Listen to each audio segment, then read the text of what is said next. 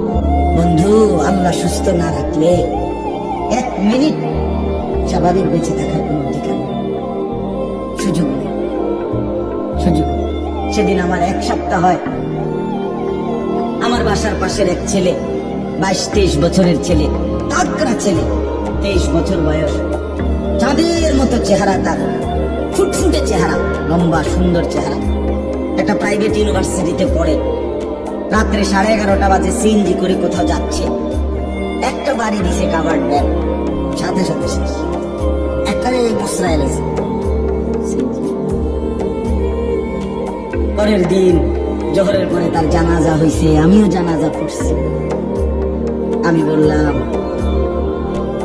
এই নওজোয়ানকে গতকালকে রাতেও তো এই ঠান্ডা শীতের মধ্যে তার মা লেফ কম্বল দিয়ে দিছিল, আজকে যে তারে কবরে শোয়াইবে, আজ রাত তারে লেফ দিবে কে, কম্বল দিবে কে? বলো বাপ।